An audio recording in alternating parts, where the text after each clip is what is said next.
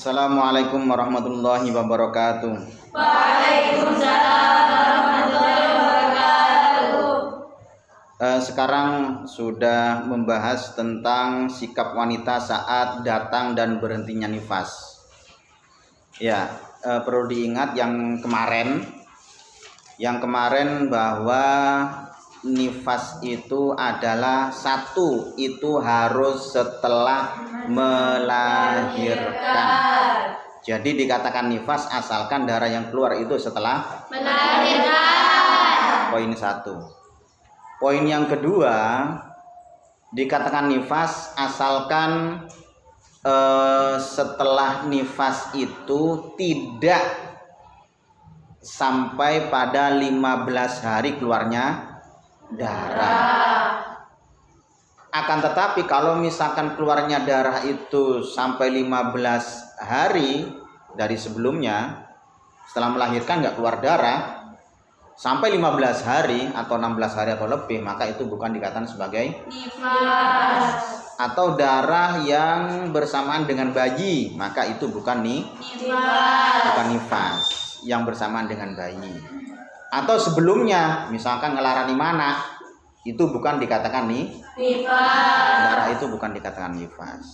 Maka prakteknya ketika setelah melahirkan kemudian tidak keluar darah atau keluar darah hanya sebentar saja, ya, pasca melahirkan, selesai melahirkan, terus kemudian setelah itu keluar darah hanya sebentar saja, cuman 1 menit katakanlah, ya itu bisa dikatakan nifas. Setelah itu sudah nggak nifas lagi sampai 16 hari misalkan, kemudian setelah itu keluar darah lagi, maka darah yang kedua itu dikatakan sebagai darah haid. Paham ya, kuncinya di situ masalah nifas ya. Oke. Kemudian sekarang datang dan berhentinya nifas, ya. Ketika datang dan berhentinya nifas, secara umum nifas itu sama dengan haid. Secara umum sama dengan haid, hukum-hukumnya sama dengan haid. Artinya apa? Artinya tentang hukum haram dan bolehnya. Hukum haram dan bolehnya. Jadi misalkan haram untuk menyentuh Al-Quran dan seterusnya, itu nifas juga sama juga dengan haid. Nah, kemudian juga sunnah-sunnahnya sama. Sunnah-sunnahnya juga sama seperti haid. Misalkan di sini juga disunahkan untuk tidak memotong kuku ketika mengalami haid dan nifas. Sama juga dengan haid. Nifas sama. Disunahkan untuk tidak memotong rambut. Itu sunnah. Sunnah deh ya. Akan tetapi kalau misalkan sampai dikerjakan, ini hukumnya makruh. Gitu. Bukan sampai haram, tidak. Karena itu nanti, karena ada hadis yang mengatakan ketika dia itu memotong rambut atau memotong kuku ketika pada waktu dalam keadaan haid atau nifas, maka nanti di akhirat itu ada yang tanya tentang kesuciannya rambut dan kuku tersebut, gitu loh. Makanya hadisnya demikian yang diungkapkan di I'anah, I'anatul Thalibin, dan juga di Ihya itu begitu. Itu yang didukung oleh Imam Ghazali. Makanya hukumnya kalau sampai terjadi demikian itu adalah makruh kalau sampai memotong kuku atau rambut, memotong rambut. Makanya hukumnya disunnahkan. Oke. Sekarang itu adalah hukum yang berkaitan dengan haid dan nifas. Hukum yang berkaitan dengan haid dan nifas. Hal-hal yang diharamkan dengan haid dan nifas itu sama. Apa yang diharamkan dalam haid juga diharamkan dalam Nifas. Apa yang diperbolehkan oleh haid itu diperbolehkan oleh Nifas. Begitu juga sebaliknya, apa yang diharamkan oleh nifas juga diperbolehkan oleh Haid. Jadi yang diperbolehkan oleh nifas juga diperbolehkan oleh haid. Yang diharamkan oleh nifas juga diharamkan oleh haid. Oke, yang pertama ini adalah sholat. Bu sholat apa? Kok sementing Sholat. Maksudnya sholat itu adalah sholat yang syar'an loh ya. Yang sholat yang syar'an yaitu muftatahun bitakbiri wa muftatamatun bitaslimi binati makhsusatin, itu diawali dengan takbir dan juga diakhiri dengan salam. Bukan sholat lugotan doa. Kalau dungo ya gak apa-apa gitu. Kalau dungo ya gak apa. Walaupun di situ ada lafaz Qur'annya. Tapi niatnya adalah niat dungo. Rabbana atina fid dunya hasanah. Itu ada tidak di Al-Qur'an? Nah, karena itu misalkan dijadikan doa, maka membaca Al-Qur'an ya nggak apa-apa. Tapi bukan niatnya bukan membaca Al-Qur'an, tapi niatnya itu adalah niat doa. Gitu. Contohnya lagi, Rabbana hab lana min azwajina wa dzurriyyatina qurrata a'yun. Itu kan ada di Al-Qur'an. Itu doa sampean, tapi niatnya doa, bukan niat membaca Al-Qur'an, maka itu tidak apa-apa.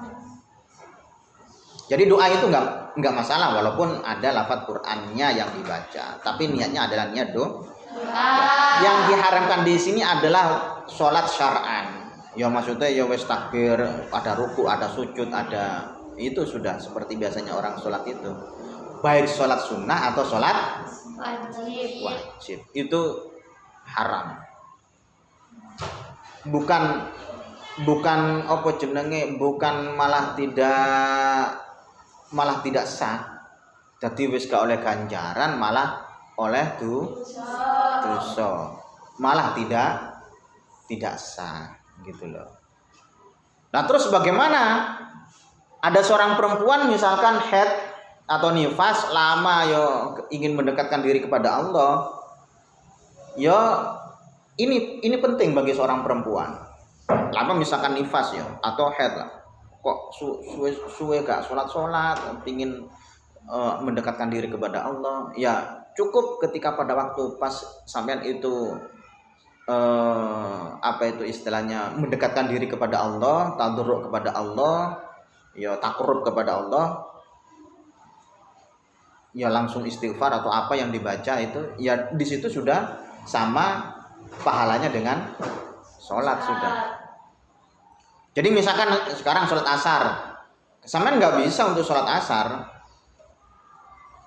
maka terus kemudian sampean tadarruk, wis moco istighfar, moco sholawat, moco apa wis istilahnya saya itu enggak sholat gitu, maka saya ingin mempunyai pahala, ya maka cukup dengan tadarruk tersebut itu, ya tidak khawatir hilangnya pahala dengan sebab dia itu ada larangan sholat baginya. Sebab jika meninggalkan sholat dikarenakan haid diniati untuk tunduk mengikuti perintah Allah, ia akan tetap mendapatkan pahala. Pahala. Paham ya?